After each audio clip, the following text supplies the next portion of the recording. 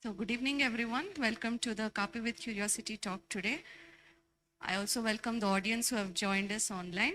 I now request our director, Dr. Bia Guruprasad, to welcome you all.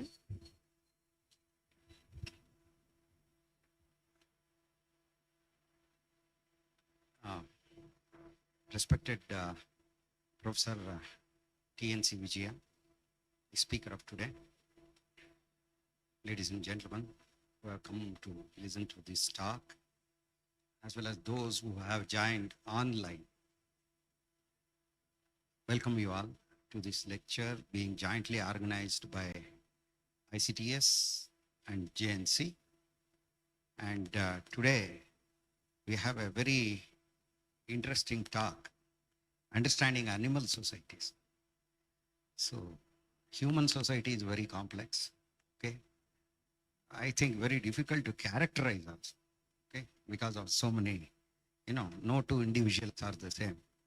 I don't know, we have to listen from the professor as to how things are. And we humans, I don't know whether I'm judicious in using this term. There is a word which is used, anthropogenic. Similarly, I think we are too anthropocentric. So we don't, neither we, common people like me, don't try to understand the social behavior of the animals, why they do tend to live in societies. Maybe it's worth, not maybe, it is worth studying these things because we are all part of life on Earth. We may be different kind of life forms. So I don't want to give a lecture on this. What I want to say is, why animals tend to live in societies? Does ecology has anything to do with it? So all these things she's explaining us. I'm sure it will be a very, very interesting lecture.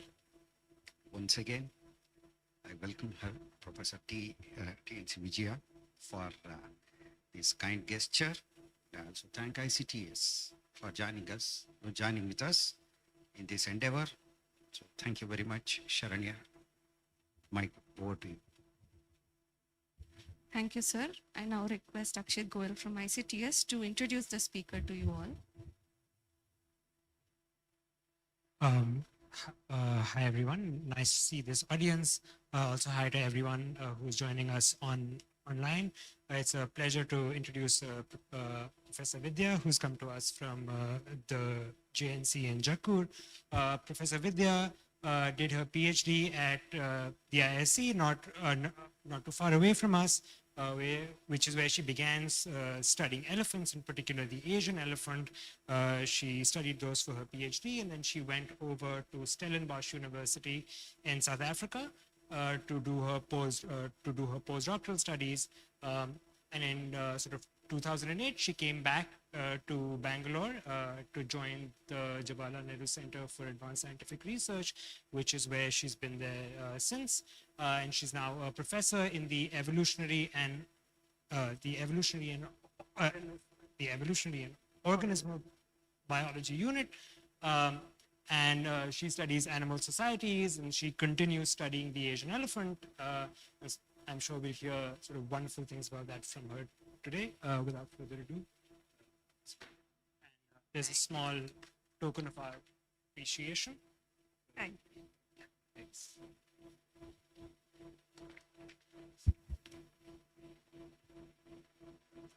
Thank you so much. Good afternoon, everyone. It's a great pleasure to be here, and I thank the organizers for inviting me. So today we will talk about understanding animals. So let's start with which is the odd one out here.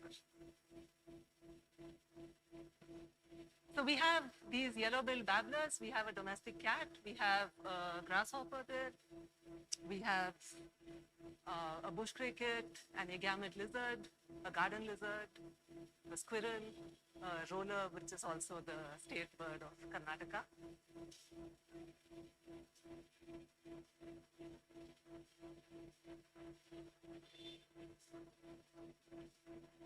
Oh, okay. So all of these species are found around us. So we do have these found in the city. The yellow-billed babbler would be one obvious candidate for an odd one out because it is social compared to these other species. Right?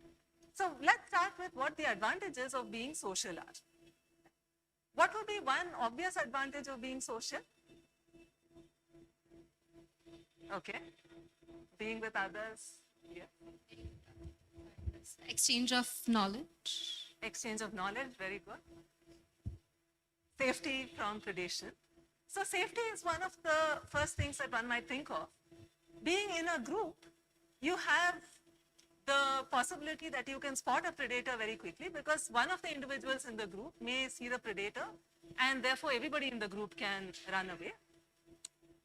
In some animals, some individuals also look out actively for predators and they warn others, they give alarm calls so that everybody can run away.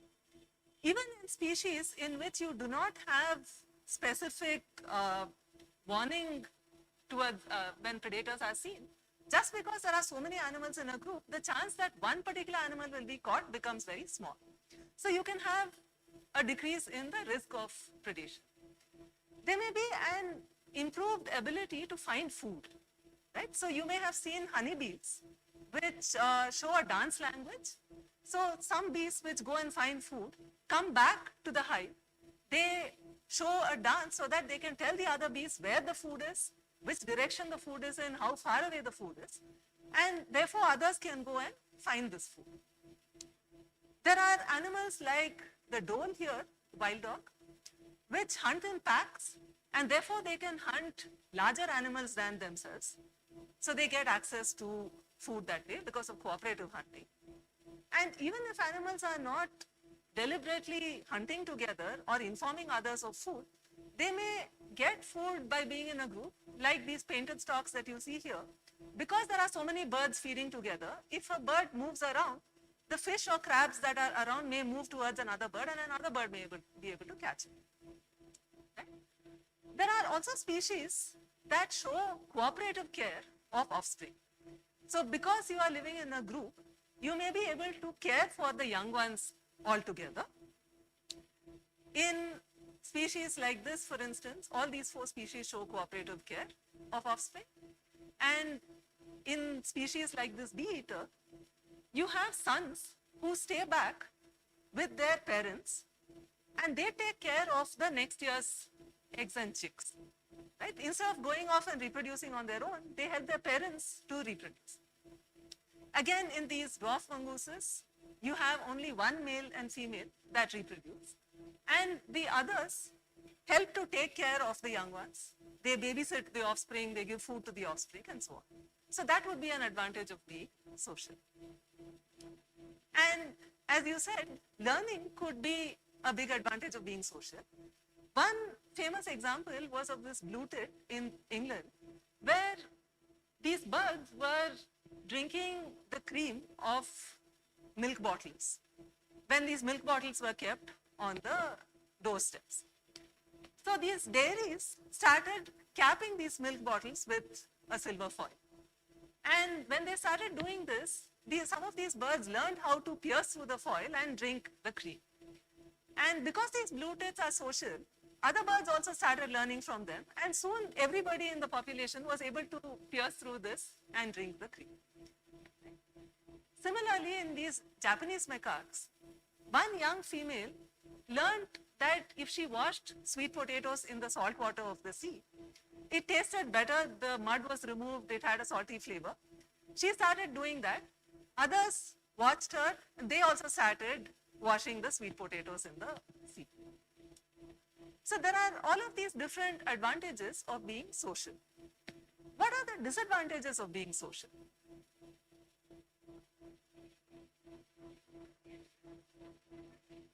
Exactly.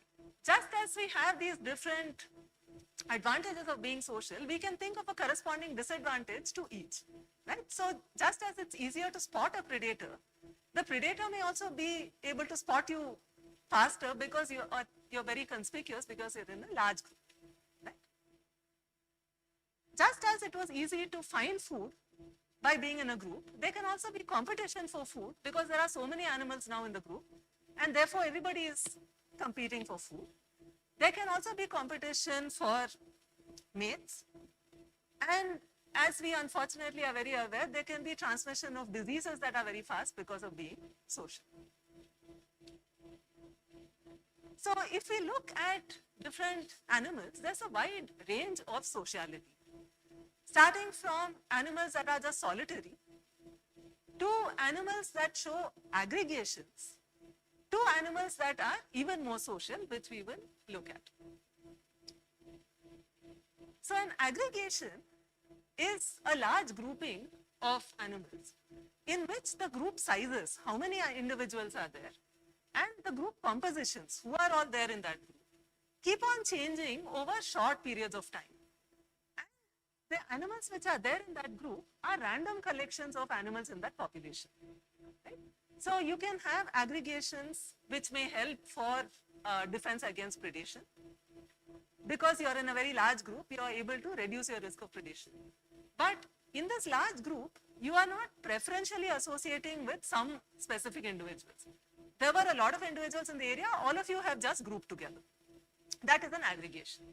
So aggregations may occur because there's a lot of food available in one place. So everybody in that area is going there to feed on food in that area. Aggregations may help with thermoregulation.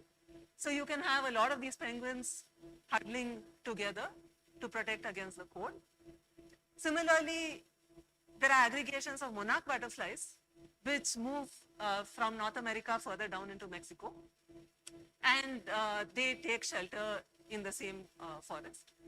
So you can have all of these aggregations in which the group sizes and compositions change. So all the animals are not going to be the same individuals over time.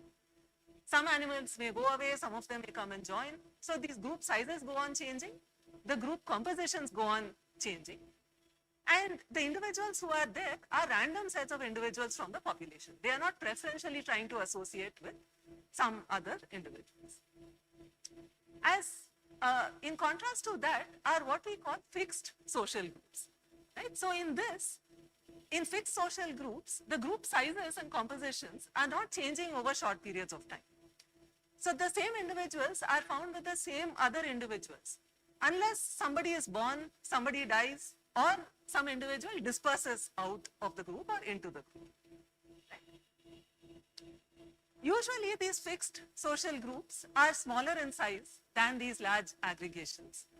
But with the exception of things like social insects, they are also fixed social groups. So all the honeybees in a colony are not going to leave their colony and join another colony. So they are fixed social groups, but you can have a large number of individuals. You can have thousands of individuals in the group.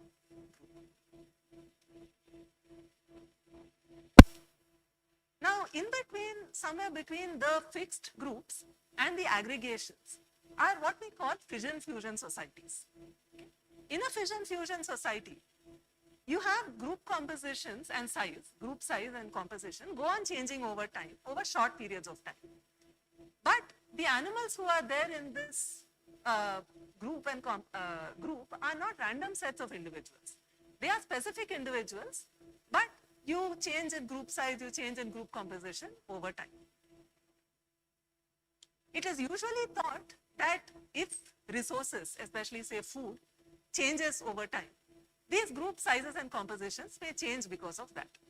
So you may have, when food resource is high, a large group. Maybe the food resource becomes less abundant and therefore this group splits up. It forms smaller groups. This food resource becomes abundant again. The group joins. It fuses again into a large group. Right? So this would be fission and fusion. This is a fission-fusion society. So this resource does not have to be food. It can be all kinds of things. In response to some factor, you can have groups that change in group size and composition.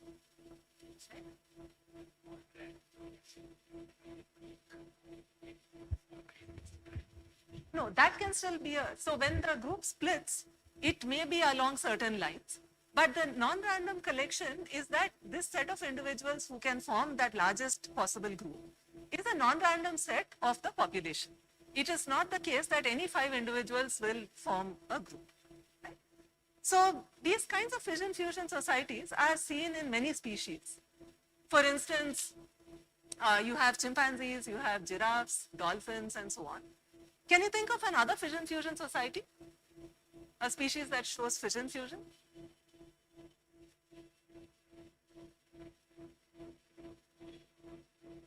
Sorry? Humans. Right? Humans live in a fission-fusion society because we, right? So we live in a fission-fusion society. You may live, say, in a nuclear family, or you may live in a joint family.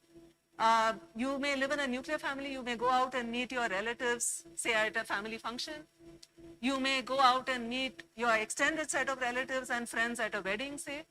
You may come and meet people here at a talk or in your class, and then you may go back home.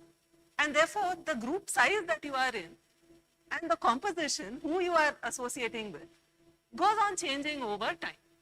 But it's not the case that you are randomly associating with any 5 people in the population, usually.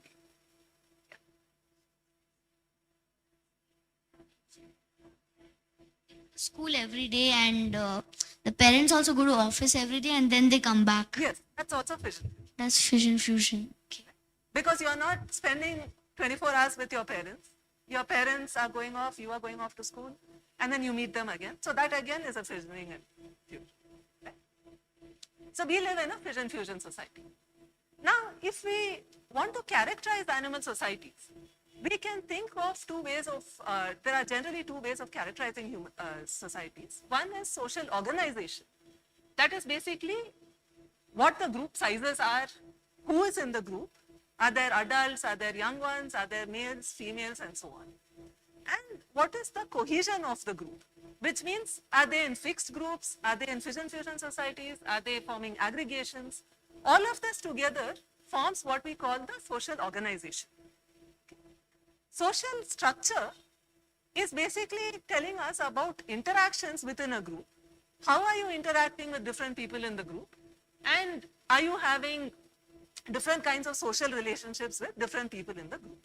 All of that tells us what the social structure of the group is.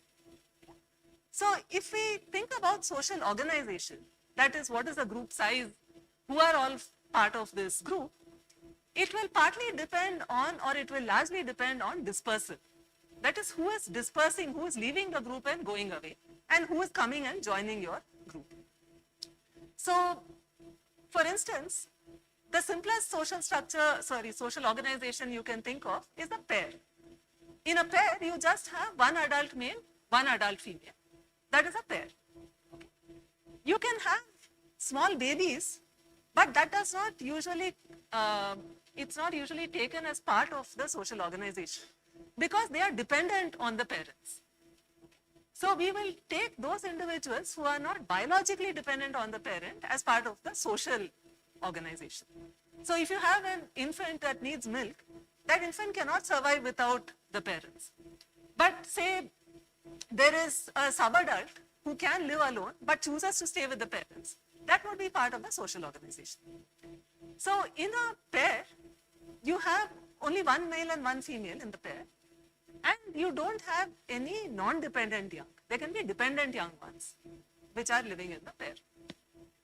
So basically in the pair, what is happening, the sons and daughters are both dispersing away from the parents when they are able to be independent. They are not staying back with the parents. Right? So both the sons and the daughters are leaving, and nobody else's sons and daughters are coming and joining this pair. Right? That's how you end up with just the pair as the social organization. And we see this in many species like voles, like the gibbons. Now we can also have maybe either the sons or the daughters leaving. Right? That's another option. So in Asian elephants, for instance, we find that the sons leave the group. When they leave the group, they are mostly solitary or they temporarily join other groups, but they don't permanently go and join any other group. Right? And therefore, you have a society which has only females. So the social organization is a female-based society. And these female groups can join other groups, can split up, Therefore, they can show fission-fusion society. Okay? So it's a female-based fission-fusion society. The males have a separate society. Now, you can have sons which leave the family, but they go and join some other family. Right? So, in such a case, you can have many males and many females within a group. So, in societies like the Langur, you have multiple males and multiple females. Because here only sons are dispersing, but they are going and joining somebody else. Or you can have sons that are dispersing, but they are not all going and joining somebody else. Only one adult male can be in a society, and there can be multiple females. So then you will get groups like this, where you have one male and multiple females. You can also, of course, have only the daughters who are dispersing. So you can have daughters leaving the family, sons remain in the family, but only when a daughter leaves a family, only one female can go and join another family. So you can have one female and multiple males in a group. The other option being that nobody leaves, both the sons and the daughters stay back, and this family just becomes bigger and bigger until it becomes so big that they just split into two. So in killer whales, in orcas, you find this, where the sons and the daughters stay back and you have a large pod. So all of these are different kinds of social organizations. Yeah. Unit to another, or it's always fixed? Sorry. Based on any environmental selection pressure, do they morph from one form to another? One social organization. So can you have changes in social organization from one type to another? That's an excellent question. We will come to something. So in short, we don't find dramatic changes, but you can find changes, because if you have human created changes, say in the ecology, you can have also a corresponding change in the social organization.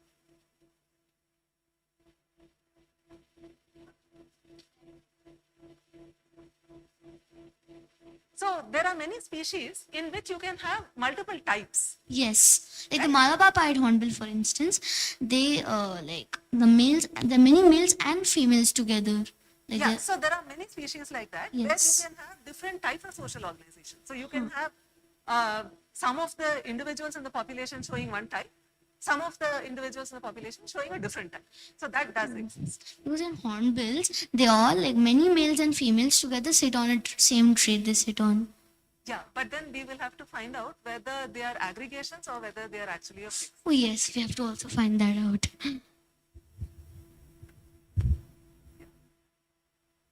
So the other way of characterizing a society is looking at the social structure. So even if you have the same kind of social organization, you can have different kinds of social structures, which refers to what the social relationships between individuals are within that group. Okay. So imagine you have, say, a group where there's one male and multiple females. Say like a lion pride. So a pride of lionesses, and there's an adult male lion also, or a few adult males. Now, you can have a scenario where amongst these adult females, either everybody is equal, so what we call egalitarian relationships between females, or you could have a society where there's a dominance hierarchy. So some individual is dominant over another individual, and so on. Okay?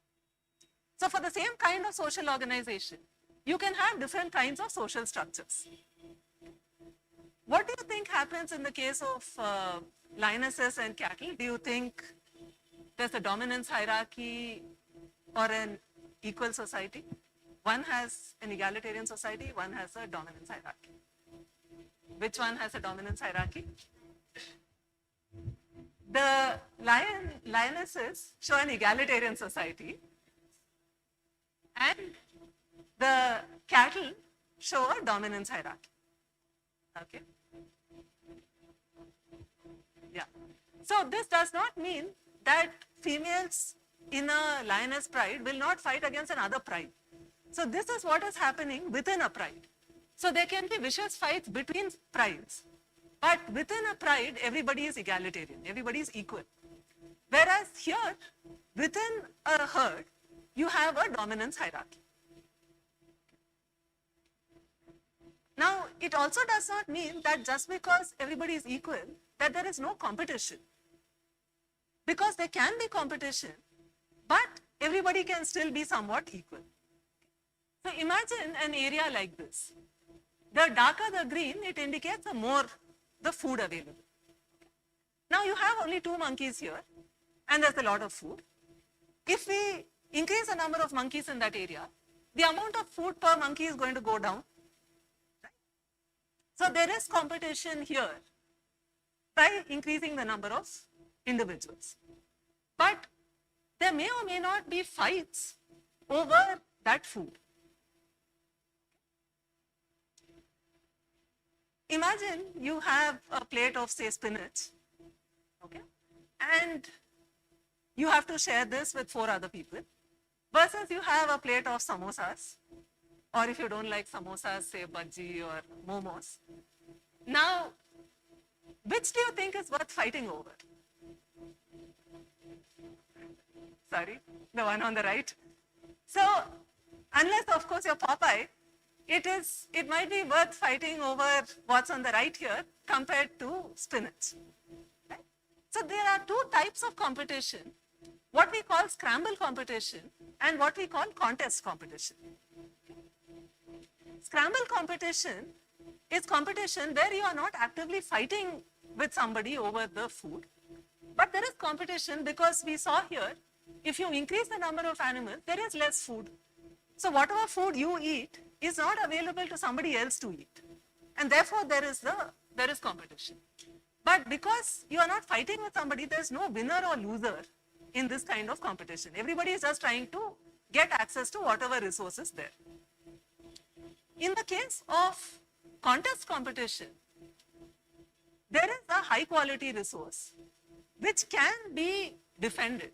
So in this case, either the food resource is so dispersed that it is difficult to defend a particular portion of the food. Right? Say if there's a lot of grass that you're feeding on, you may not be able to defend one particular portion of that food. Or it is simply not worth defending. Maybe it takes so much energy to fight, and the food that you're going to get in return is not worth that fight. So it's not worth defending. That's when you see scramble competition. In this case, you have one resource, this darker green patch here, which is defendable. It is small enough that you can fight over it.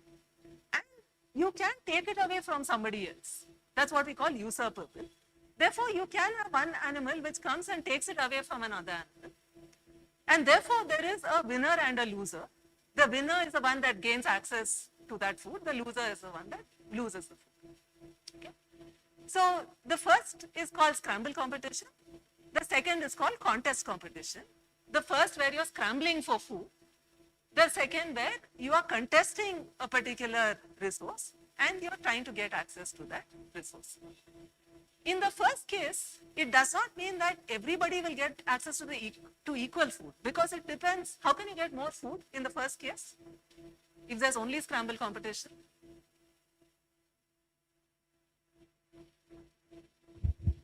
Sorry?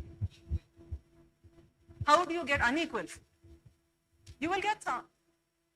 One person or one monkey eats more than the other. What do you mean unequal food? So in the first case, you are not fighting over food, right? So everybody is just trying to scramble and get access to food, eat, right? But it does not mean that everybody will eat equal amounts of food, right? Because you can eat fast and you can still get more food. So in scramble competition, the way you can get more food is by eating fast, right? There are also other ways, but this is one way of getting more food. Whereas in contest competition, you have to fight. So you basically fight with other individuals, and if you are able to chase away other individuals, say, you can get access to more food than if you are not able to fight properly. So the one who fights well will be able to get access to more food. Now, if you have contest competition, we can get a dominance hierarchy based on who is winning in these contests, right?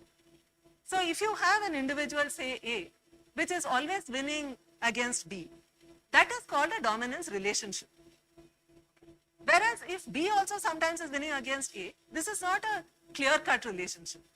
So if you have clear-cut relationships, you can have a dominance hierarchy where, say, individual A is first rank. It can beat up B, it can beat up C, D, E, everybody else. Okay. The second ranked individual B here can beat up C, D, and E. C can beat D and E, D can beat E. So this would be a completely linear dominance hierarchy where you have clear ranks 1, 2, 3, 4, 5. This hierarchy can be based on different things. One could be the age of the animal. So maybe the oldest individual is top ranked, second oldest individual is second rank, and so on. That is one way of forming a hierarchy. The other could be that the individual in top rank has the best body condition, or maybe it is the strongest in some way. Maybe there are better weapons. In animals, weapons would be things like tusks in elephants or horns in rhinos and so on. Or it could be based on nepotism, which is whether you're related to somebody and through helping relatives, you are able to get a higher rank. Okay? And usually when we talk about dominance hierarchies, we are talking about hierarchies within a gender. So we talk about hierarchies within females separately and within males separately. So let us look at what this nepotistic ranks are. Right? Imagine that this entire thing represents one family. Each of these circles is one adult female. The larger the circle, the older the adult female. So the green female is largest, is the oldest adult female here. And these arrows mean that these are the daughters of this female. So you have 3 green daughters here of this green female. This blue female has 2 daughters. This has 3 daughters. Right? So supposing at some point in time, when there were only these 3 adult females that were there, if this green female had the first rank, this orangish female had the second rank, and the blue female was third rank. If this orange female had a daughter, and if this system is a nepotistic system of getting dominance hierarchies, of getting dominance ranks, then this daughter of the second ranked female will now become third ranked. This third ranked female will now become fourth ranked. Simply because she was the daughter of a higher ranked female. Now, if this green female had a daughter, her rank will become 2, and the others will change in their ranks to 3, 4, 5. If the blue female had a daughter, she will get rank 6, nobody else is changing in their rank. Again, this green female had a daughter, her rank becomes 3, everybody else's ranks change, and so on. This is a nepotistic hierarchy in which if you are related to a high ranked individual, you also get a high rank. Right? It's like a king who has a son who becomes a prince. His uncle will not become the next king. I mean, that prince will become the next king. Now, in this case, we saw that the older sister has a higher rank. There are also animals in which the youngest daughter will get the higher rank. So in Jalada baboons, you have a hierarchy like this. Every time another daughter is born, the youngest child now gets a higher rank. So this smallest one, which is the youngest, has rank 2. The next daughter, the next older daughter has rank 3. Oldest daughter has rank 4, and so on. Right? So they can get access to more food. It depends on different society. In different societies, a hierarchy can mean different. The rank can mean different things. Same gender, but it can also be mixed, right? Like in some cases, sons and daughters can also get ranked, especially in humans it happens. In Bollywood. Yes. But usually when studying animal societies, we find ranks to be within a gender. As Mate, yes, it can. that also can. Yes. It can be any resource. Excellent. So this nepotistic hierarchy usually helps with indirect fitness, because if you help your relatives, then they may have more offspring and therefore you also benefit. So, as opposed to the nepotistic hierarchy is the individualistic hierarchy, where you are not getting a higher rank because you are related to somebody with higher rank. You have a higher rank because, say, you are older, or you are larger in size, or you are more powerful, and so on. Right? So, in this case, if it's based on age, this will be the ranking. The oldest, this should have been green here. You will get a hierarchy based on age. Now, we saw that there are a lot of different types of social organizations. And we also saw that you can have different social structures. That is, you can have either scramble competition and therefore everybody being equal in the group, or you can have contest competition and you can have these dominance ranks. So what we would like to do is to find out what explains this difference in social organization and structure. Right? Is there any way of saying what kind of society should this species have? Right? As opposed to just finding a species and describing what its social organization is or social structure is. So in order to do that, a whole bunch of scientists came up with what is called the socioecological theory. What they said was that societies evolve over long periods of time, depending on what kind of ecological circumstances the species experiences over its evolutionary time. So, if the species experiences a particular kind of ecological conditions, it will have one particular type of society. If it experiences different kinds of ecological circumstances, they will have different kinds of societies. Here, socioecological theory has largely been developed in the context of primates, monkeys, right? So, this framework is, this is basically framed in the context of monkeys. So, what was proposed was that female social groups will be formed based on what predation risks there were and what food resource was available. Whereas male social groups was formed in response to how females were grouping. Because in primates or in many mammals, females might be a limiting factor for reproduction of males, but not the other way around. But if it was some other kind of taxon, one can also think of the other way around, where male social groups are formed first and then female social groups are formed in response to that. So we are going to go with this, where female social groups are formed in response to predation and resources, and male social groups are formed based on female social groups. So imagine we have areas like this, where again dark green means there's more food, light green means there is less food. Or we can say that there's high quality food in this dark green area. Let us say there is low quality food in the light green area. So if we looked at only this area, where there is high quality resource, where there's a lot of resource, it's available everywhere, this food is uniformly distributed. Do you think that females in this area should form groups at all or not? Should they live in groups at all? Should they be social, or should they just be solitary? What is not? Not necessarily. I mean, they can just be individual. Yeah. They don't have to be social. Right? There is food available everywhere. You can have these females moving around solitarily. What should make them social? If you have a predator, then you should find social groupings.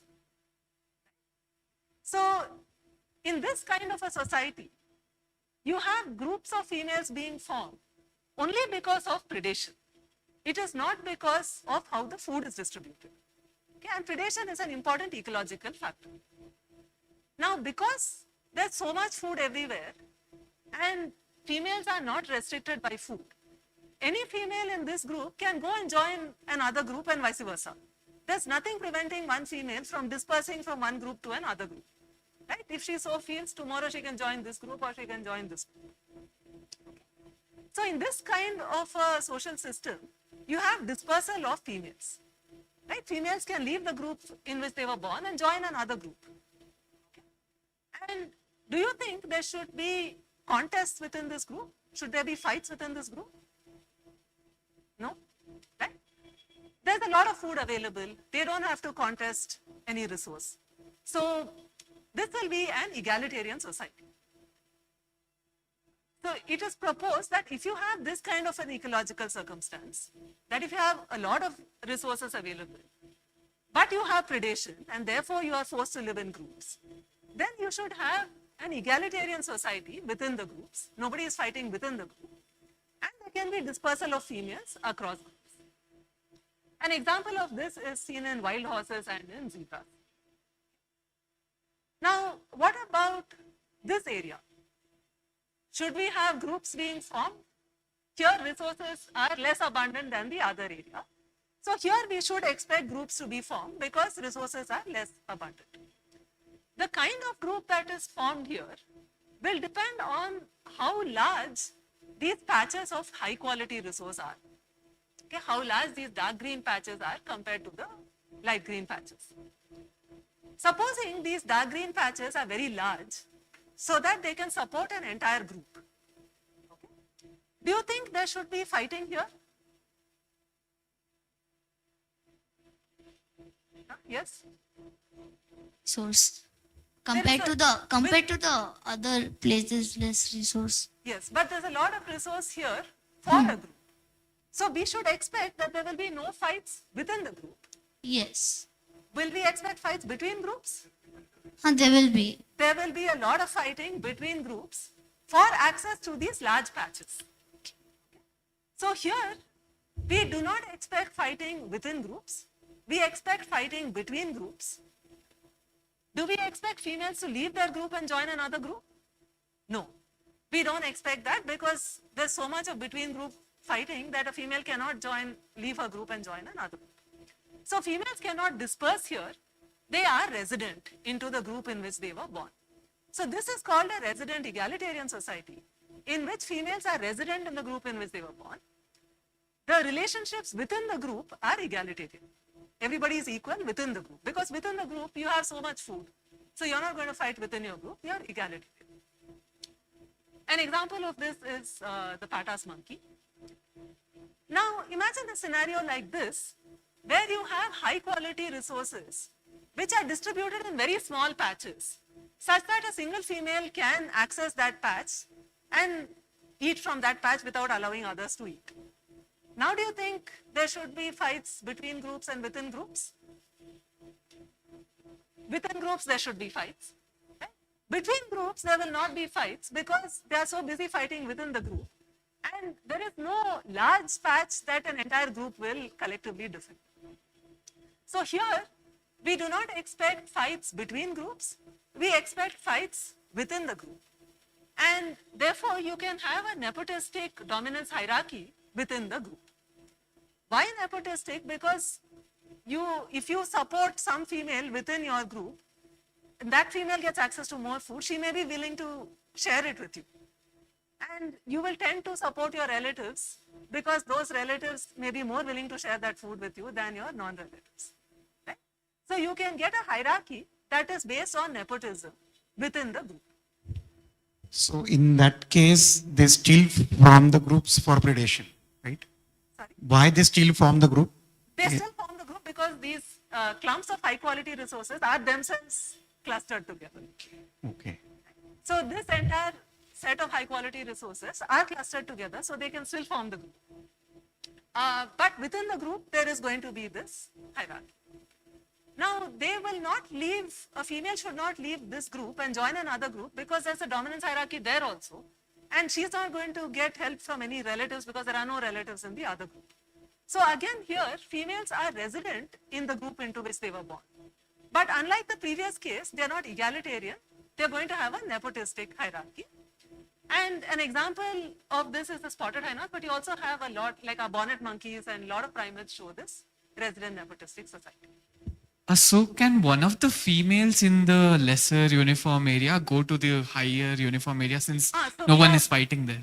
So this is just for the illustration, but yes, if that was available, they can. but we are assuming that these are two different populations.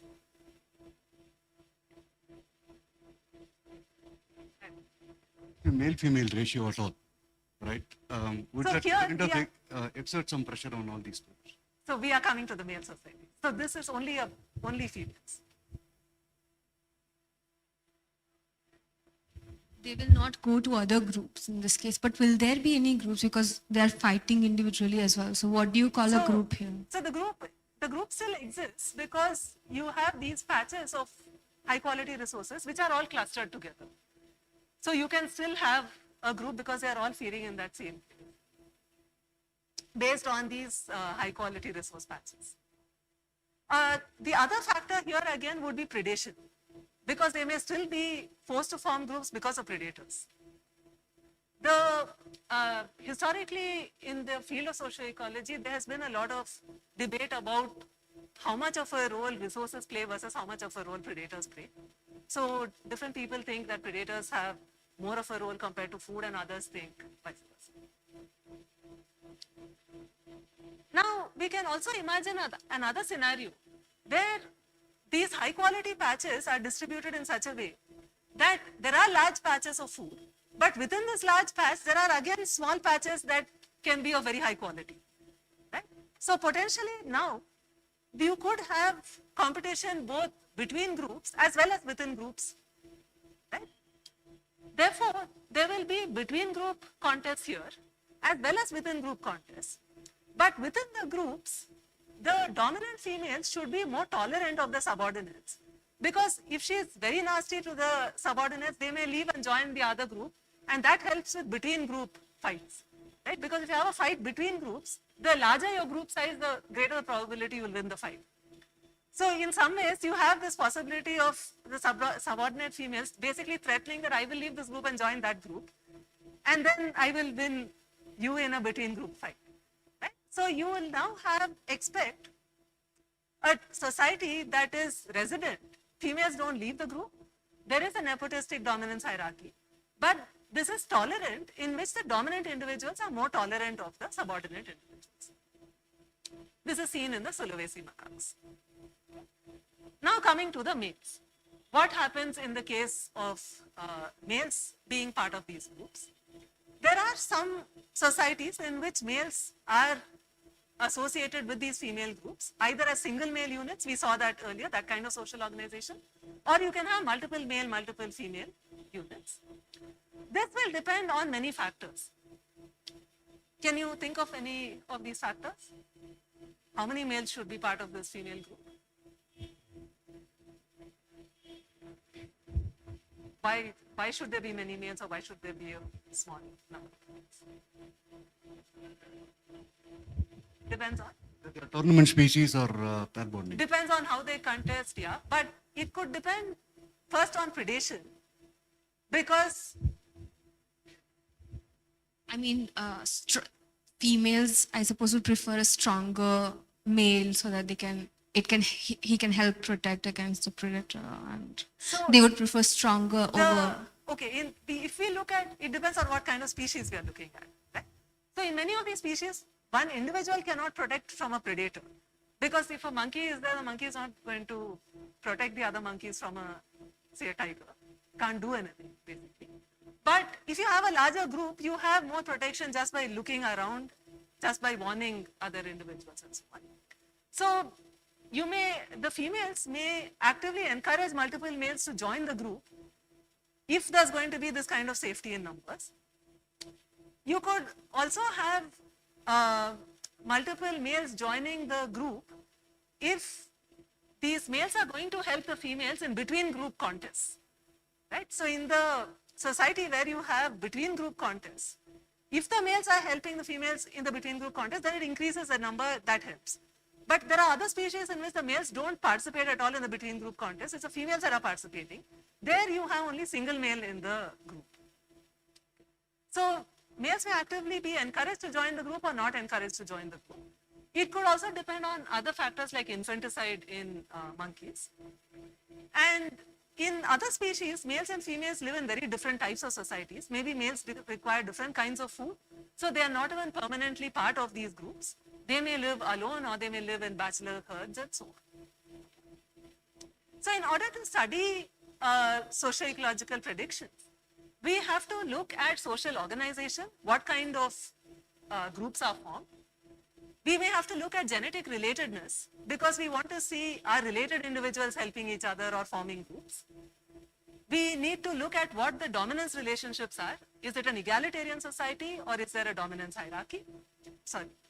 And we need to look at what the food resources are like.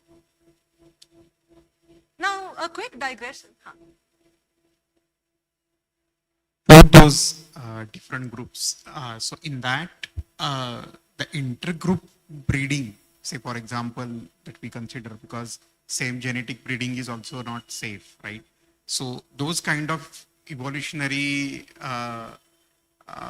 things are there. I mean, where So you're talking about inbreeding avoidance? yes, They can. yeah. So basically, say maybe that between these groups there is a genetic distance. So that is important from crossbreeding point of view, or They can, yeah. something. Okay. In some species, there is active inbreeding avoidance.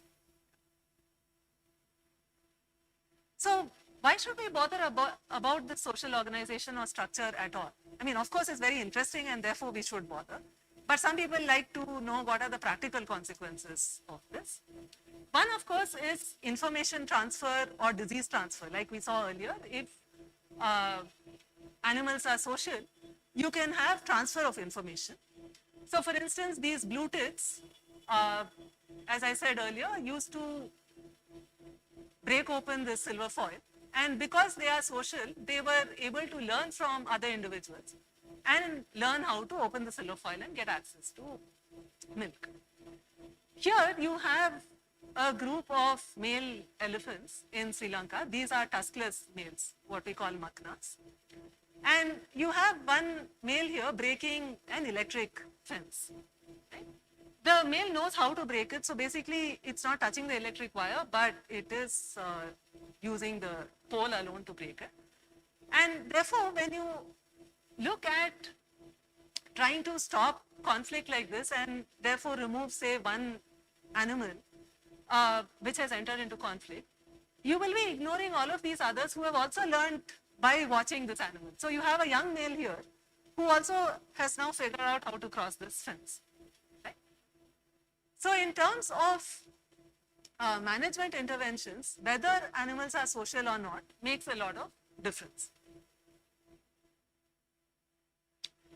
We can also have differences in space use and what space is available to animals depending on the social structure. Because you may want to conserve a species and you have some number of individuals in an area, but that does not mean that all of these individuals are using that space equally. If there is a dominance hierarchy, you may have some individuals not getting to breed at all or not able to use that area in a conservation program. Again, when we have interventions like translocations, where you want to move some individual from one location to another location, we of course know that if you take one individual out of a social species and try to move it, the translocation is likely not going to work. But even if you take an entire group and move it to a new place, whether this works or not will depend on what kind of social structure they have. So if the social structure was of the type where there was mostly between group fights, then this will not work. Whereas if the social structure was of the type where there was mostly within group fights, then this might work depending on whether there's enough space there. And finally, when you have human-caused habitat modifications, you can have different effects depending on what the social structure is. For instance, in South Africa and Kruger, a lot of water holes were built thinking that they would be very useful to the elephants. And if you think of these lines as the home ranges, the areas that these different elephants are using, what actually happened was once these water holes were put, these home ranges just became smaller and smaller, and all the vegetation in that area was destroyed because animals are not moving away from that and all the vegetation was cleared. You can also have, in this study it was not looked at, but I will show you shortly, you can also have a lot of competition between these different groups that are now artificially coming into a small area. So how do we test socio-ecological theory? We will have to look at how these resources are distributed and what kind of social structures are found in different species. So this is a phylogenetic tree, which means that these two species are closely related to each other. They have a common ancestor here. They are then next most closely related to this and so on. Right? Now, which species should we test socio-ecological theory in? Supposing we took two species which were closely related and we looked at what food they eat. Okay, we looked at their food resources. And then supposing we found that there is dominance hierarchy in both these species, can we say that it is because of this food that this society was formed? No, right? These are closely related. It could be that their ancestors themselves had this kind of social structure and therefore they continue to have this kind of social structure.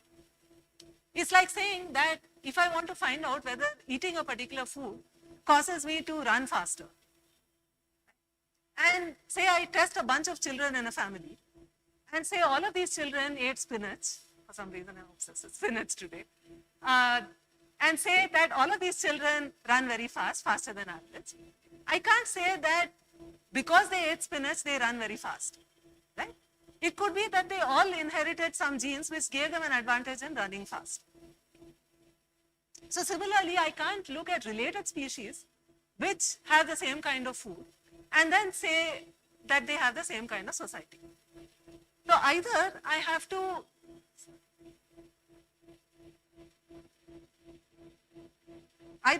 look at related species that eat different kinds of food and then see if they show different kinds of societies, or I have to look at unrelated species which eat similar kinds of food and then show similar kinds of societies. That's how I can test whether this framework works. So that is what has been done in a lot of studies, mostly on primates. Initially, people looked at the difference between primates that were eating fruits, that is frugivores, versus those that were eating leaves, folivores. The reasoning being that fruits are like those samosas and those leaves are like spinach, that fruits are easy to defend, they are very rich in nutrients and sugar, and therefore they are a very valuable resource compared to leaves. And therefore people thought that you should find more contests within societies if they were frugivores compared to if they were folivores. But subsequently it was found that there are also a lot of species that eat only leaves, but they show a lot of fighting. So it does not depend simply on what you eat. It depends on how those resources are distributed. So one has to actually go out and map how those resources are distributed and then find out whether there are areas that can be defended or not, and whether those resources are actually valuable to the animal, right? So we might think that those leaves are not valuable, but maybe they are very high quality for the animal. So now in the last 10 minutes, I will talk to you about the work we do. I have 10 minutes, which is on Asian elephant socioecology. So we work on elephants because they live, elephants are a good system to study socio-ecological predictions because they live in a wide range of habitat types. We of course look at one particular area, but hopefully multiple groups will look at multiple different habitats. They are highly social. The adults don't have any natural predators. So we don't have to bother about that first schematic that we saw there, where because there was a predator, groups were being formed. Here, groups are not being formed just because of predators. And males and females are separate, so we don't have to, again, look at interactions between males and females to test socio-ecological predictions in females. Right? So you will not have things like infanticide, which become a question in primates. So we've been studying elephants in Nagarhole and Bandipur National Parks in Karnataka. It's in the Nilgiris Eastern Ghats landscape here. Between Nagarhole and Bandipur lies the Kabini River. A dam was built on this river in 1974, which led to the Kabini Reservoir being formed. In the dry season, the waters of this reservoir recedes as water is let out for agriculture and so on. And therefore, you get this large grassland, which is the Kabini grassland. So a lot of herbivores, including elephants, congregate in this grassland. And we study elephants both in this grassland here as well as in the forests in Nagarhole and Bandipur. It's not really a migration per se. So they do come from this area and they use this a lot. But that is part of their home range. So they have a very large home range and they use different parts of their home range sequentially. So even Wayanad So would it's be a not part long distance migration. long distance. But even Wayanad would be a part of it, say, Yes. all these are connected, right? Yeah. Thank you. So we've been carrying out monitoring in this area from 2009. And a lot of students have watched elephants here, We look at vegetation in the area and so on. What we do is we first go out and identify individuals using natural characteristics, the way we would identify humans. So you can look at, hopefully you're not identifying humans by years, but we look at various ear characteristics. You can have ears that are not folded here. It is folded slightly here. It's folded completely here. This is folded backwards. The inner edge of the ear may be curved like that, maybe straight, maybe inflexed. We can look at holes and tears on the ear. We can look at whether the lobe is very long or not, whether the ear length itself is very long compared to the jaw or shorter than the jaw. We can look at various tail characteristics, back shape, and so on. Right? So by looking at all of this, we identify individuals. We can age them based on their heights. So this is a 4-foot impression of an elephant. The 4-foot circumference multiplied into 2 will give the shoulder height of an elephant. We can also look at relative heights like this. We can look at animals next to trees and then measure the height and so on. Right? So we make ID sheets for each individual. We have different characteristics for each individual that we identify. And we've identified over 1,000 elephants. Here, adult females are above 10 years old and adult males are over 15 years old. So this is the only such long-term monitoring program in the country where we've identified so many individuals. And because we are tracking them over time, we know what happens to these animals. So we have this male here, Moti, with his mother, Peggy, in 2000, before our project started, and with his mother again, whom he was associating with only infrequently, 9 years later. We again have Vicky with Victoria in 2009 and Vicky with her own calf 10 years later. So we look at what happens over time. No, this is just by Phenotypes. yeah. So it's opportunistic observation. So we have specific routes that we traverse, and every day you have a particular route so that the sampling is standardized, and then whichever animals we see are what we sample. So we go out, we look at different groups of elephants, we record who was seen with who, and then we basically do social network analyses, and we get social networks like this, where every circle here is one adult female. The connection means that this female, say, associated with this other female, and so on. So you can straight away see that it's not random association.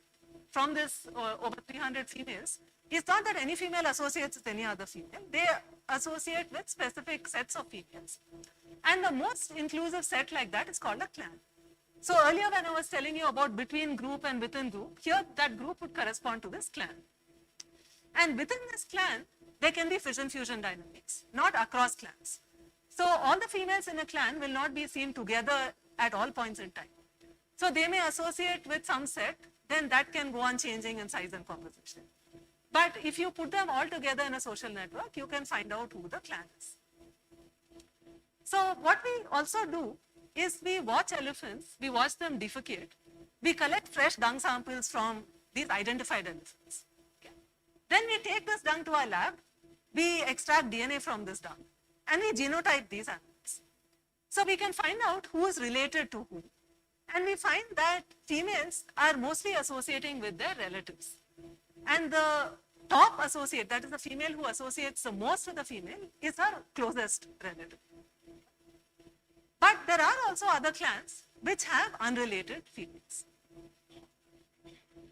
Yes. So they are dependent on their mothers for a few years, at least up to 2 years. But after that, they still remain in the group. We call them sub-adult when they're 5 to 15 years old, or 5 to 10 years old in the case of females. Males will disperse from their group when they're about 10 years old. So we then look at fights amongst these females. So we look at whether there's an egalitarian relationship or a dominance hierarchy. Okay? So here these are two different clans. This female is from a different clan. So watch this female. These are from another clan. So elephants can be nasty sometimes. So they can kick each other, they can push, they can fight. So these are again females from two different clans. These are different clans. These That's are why they're different fighting. clans. Okay. So what happens to the males? They're completely separate. They do not participate in this. They're not in the clan. They're just individualistic. Yeah. Okay. So you can have all of these kinds of dominance. So what we find is that there is much more dominance between clans compared to within clans. And the interactions are also more aggressive between clans compared to within clans. So we wanted to find out whether this is because of the way the resources are distributed, because that's what testing the socio-ecological predictions would mean. So if you have different clans like this and these are their home ranges, we wanted to see how are these patches of resources distributed. So what we do is we go out and then we look at the plants that they eat. We quantify how much grass is available in different parts of the forest, in the grassland around the Kabini backwaters and so on.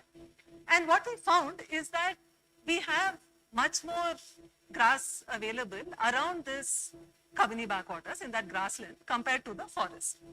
We also find that there are many more fights in this area compared to what was previously found in the forest, when over 3 years, only one fight was observed in people who actually followed these animals with collared animals.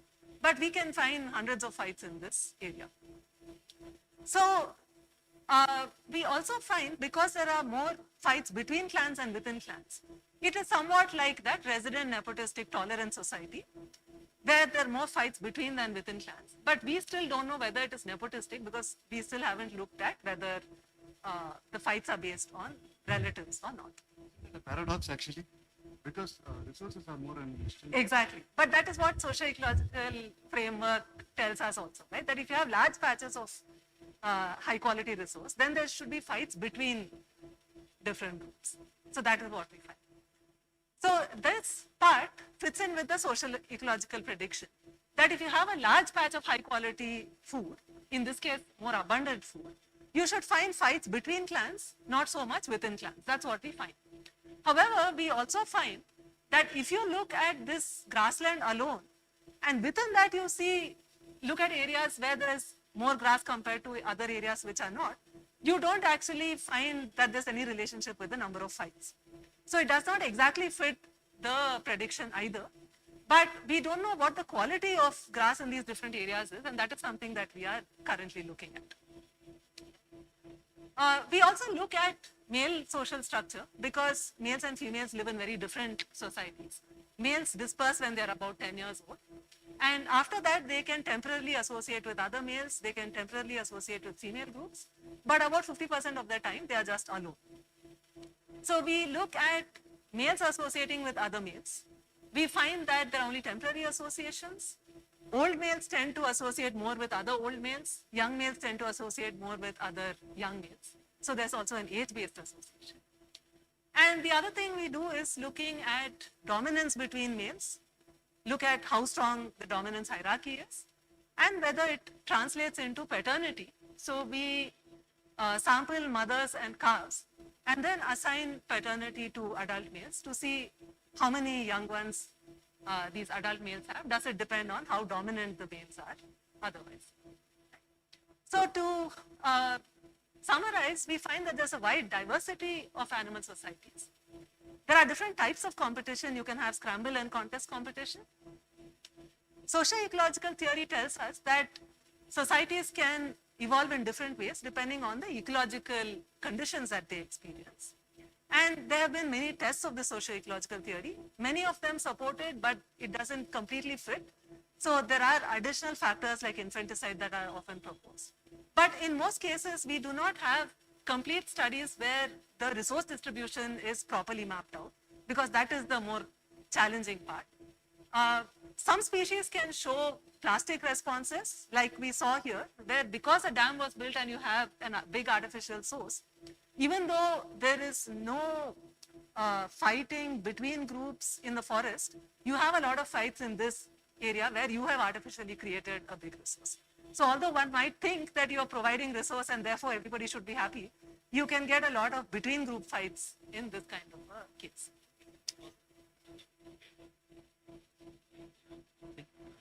Because there's large high quality patches there and people, they are fighting in that. Yeah, so in the jungle they'll be all separated perhaps. In the jungle, the food resource is more dispersed. Right. It's not more dispersed. Yeah. So many more. So in all of this, once you test a prediction like this, it's basically contributing to one data point. So we need many more detailed studies in different habitats of different species and so on. So thank you. For our work, there are many funding agencies and there are a lot of people who've worked here. And I'm happy to take any other questions.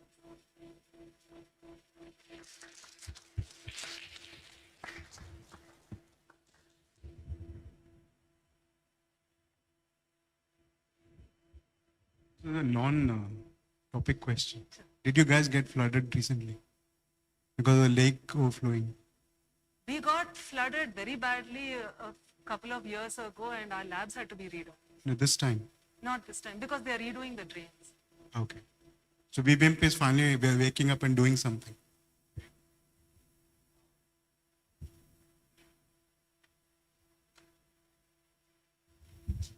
It was a great talk. I had a question about the sex-specific hierarchies. Is it only in the case of sexually dimorphic groups? Or like in the species which are not sexually dimorphic, do they still have such hierarchies? Like I can think of fish as an example. I don't know if people have looked at, I mean, I would think that you could have hierarchies like that, but I'm not sure in fish what kinds of hierarchies are found at all. I mean, in many of the fish that I've seen, you have aggregations more than fixed social groups. So in those cases, you will not even have a hierarchy. Right? Because to have a hierarchy, you should have individual recognition. And you should behave in a specific way, in a different way with each individual. Right? So if I'm going to randomly be aggressive to everybody or not fight at all with anybody, I cannot get a hierarchy. So I should know who I'm fighting with, and I should remember, and next time I fight in the same way, or I remember from that, I learn from that, and I avoid the person or fight even more. So you can have effects like that. There are also effects like the bystander effect, where you see others fighting, and therefore you learn whether you should fight against somebody or not. So in all of this, you are assuming that an individual can recognize the other individual and behave differentially, and there's a reason for behaving differentially. It could also be that I recognize everybody, but I don't care. I don't want to behave differently to others. Right. So the fission-fusion, sorry. Yeah. So the thing is, fission-fusion as a term is often used in different ways. So many people use aggregations also as fission-fusion. I mean, they use the term fission-fusion to define aggregations, where it's a random set of individuals. So a lot of fish show that kind of aggregation. Whereas you can have fission-fusion societies in which you have non-random associations, and there is fission and fusion. So you would not even expect to find a hierarchy in an aggregation. Right. Unless, of course, it is based on some specific thing like size, and you always just move away from somebody who's bigger than you, irrespective of who that individual is. There you don't need individual identification of a particular individual. Thank you. In female societies, who actually gives birth to the next calf? Is it the most dominant female or the least dominant female? It depends on the kind of society. So only in cooperative breeders, you have this distinction between some individuals that reproduce and others that don't. In a society like elephants, all the females will give birth. So there is, whether the dominant female is able to have more offspring is something that one has to look at, but then you need many generations of data. Generally in the human population, the male-female ratio is 50-50, nearing. But in the elephants, is it the same, or generally what we see is there's so many groups, but there's hardly one or two male elephants. So where do the other elephants go if the percentage of population is the same? The sex ratio is not 1:1, it is 1:1 at birth. But in many species that are highly polygynous, the mortality is higher in males than in females. And therefore, by the time you get to the oldest age classes, there will be more females than males. So even in a natural population where there is no poaching, you can have sex ratios in adults of 1 male to 2 adult females in elephants. But in these populations, it's exacerbated because of historical poaching. So in the 1970s and 80s, there was a lot of poaching for ivory. So you have a large cohort that is missing. So the sex ratios can be something like in our population of 1 adult female to 1 adult male to 4 adult females. Thank you.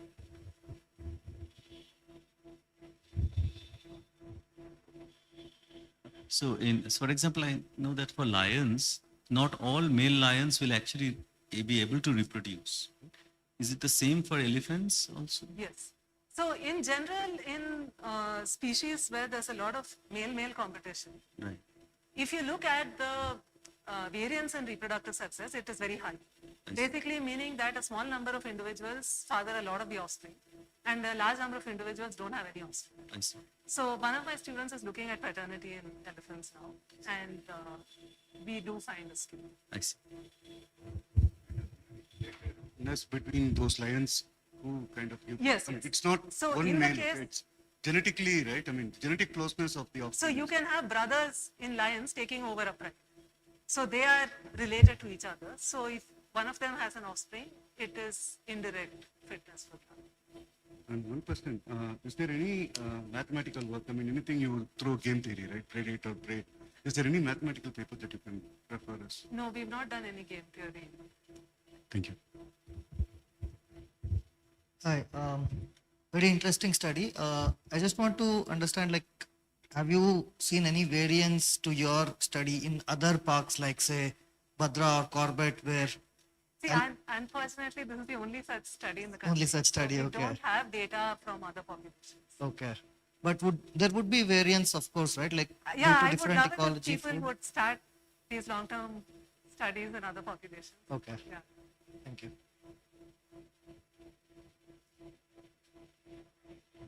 A few years back, I read in the paper that there was a herd of elephants which went through one of those international schools, I think, in Sarjapur Road. Middle of the day, there's a herd walking through. That's because I'm assuming that the elephant corridor is taken over by the school. Is that?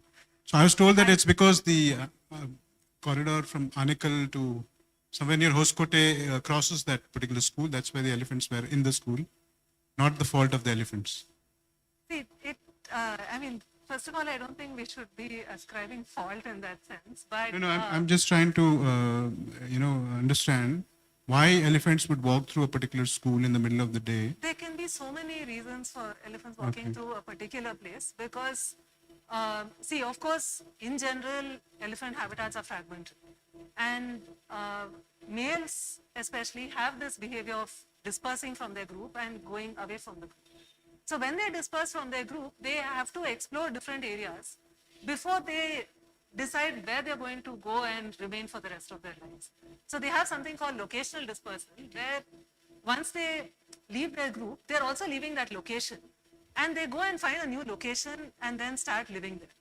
So during that phase, these males will go out and they'll start wandering around. So it's not exactly that they're following their fixed home range at that point in time. So during that time, they can go out into areas which were unfamiliar to them. And therefore, you can get a lot of contact of, especially male elephants with other, with humans. I read it was an entire herd. It was not just one or two individuals. Herds occasionally show exploratory behaviors, not usually. See, in many of these cases, the thing is we don't know what the historical movement patterns were. And one big problem is that we don't have many studies of natural movement patterns to begin with. So ideally, one would radio collar, say 50 elephants within national parks, know what their movement is like, so that you can say something about what's happening outside. But then because we don't have baseline data on what is happening inside, then we just have anecdotes of what is happening outside. It's very difficult to say something scientific. You also get like this also happens in Valley School many times. As we had gone to Valley School once, we saw that the elephant had like broken the wall once in Valley School. So we are actually disturbing the elephant corridor. See, that we cannot, we have destroyed a lot of elephant habitat, that is for sure. I don't know where exactly Valley School is, but it's difficult to say why something happened at a particular place unless you know what is happening there historically, right? Because it is also the case that animals disperse from their area and move to other areas. So you do have places where there were no elephants before and now there are elephants. So then you can't say anything.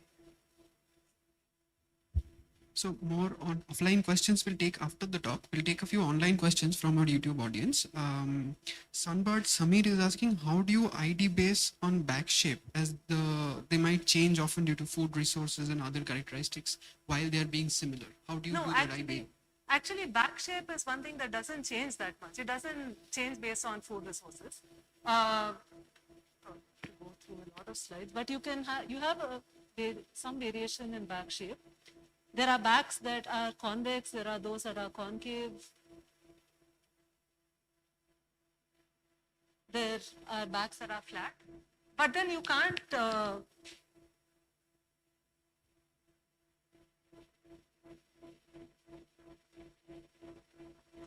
use only back shape to identify animals. So you have backs that are convex, like this. You can have these two humps. You have these two humps which are at a level area. You have something like a broken thing here in between. You have something that's flat. So in short, they don't change. There is some variability. They don't change. So you have to make sure that you watch the animal over time. So it should not be in a different pose.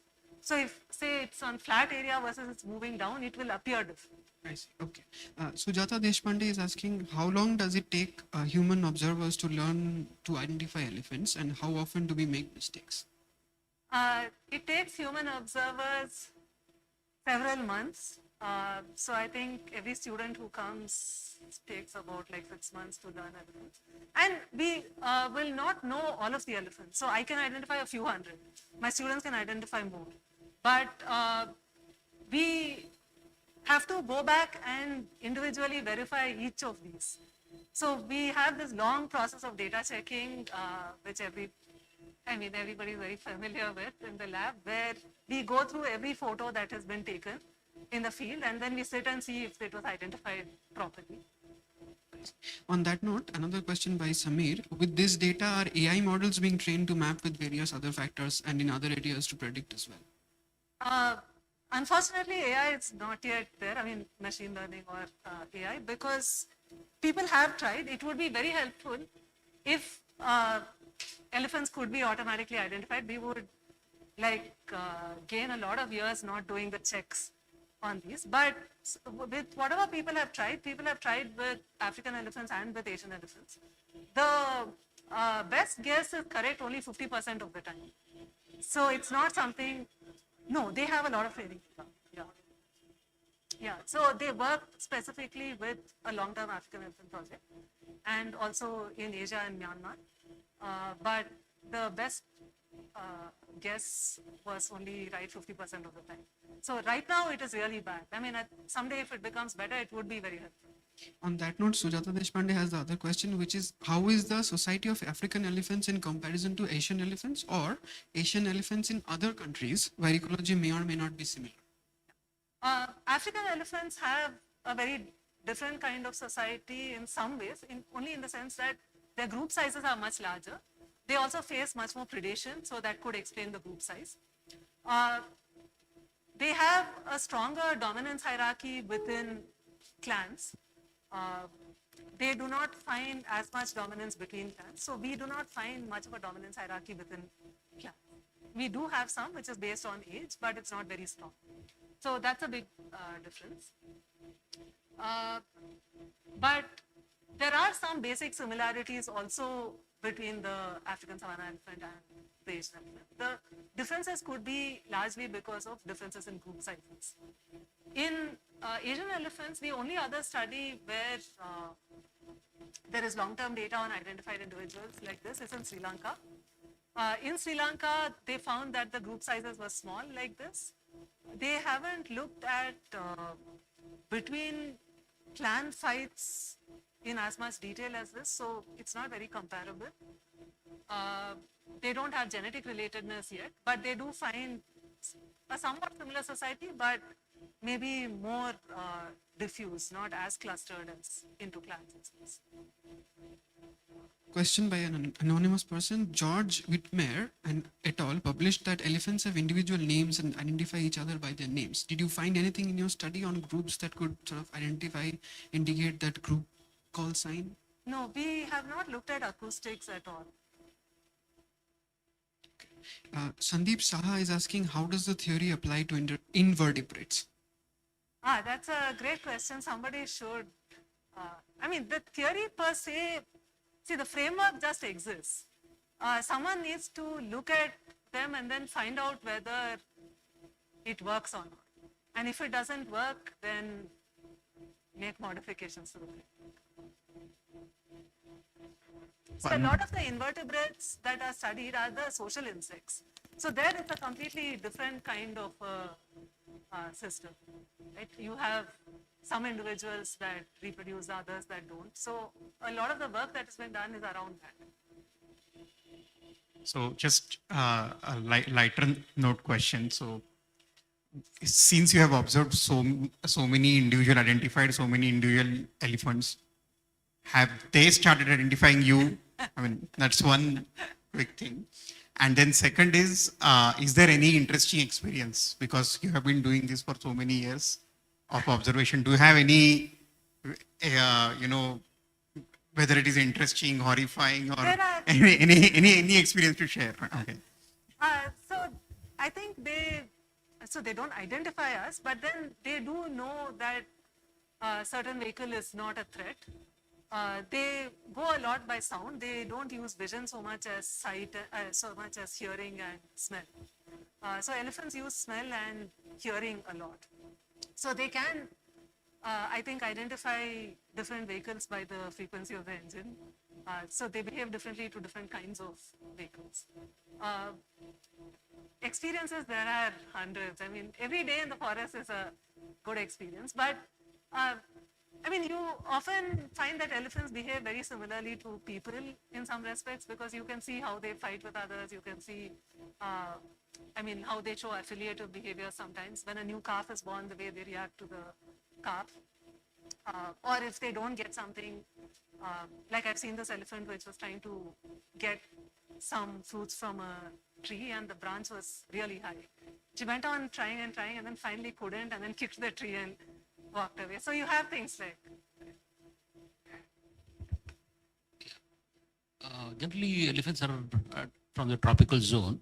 So in the Indus Valley civilization, that's the Harappan civilization, 3000 BC, we see the seals of elephants, which basically is an arid zone. So, I mean, how is it possible that the elephant existed there in the arid zone?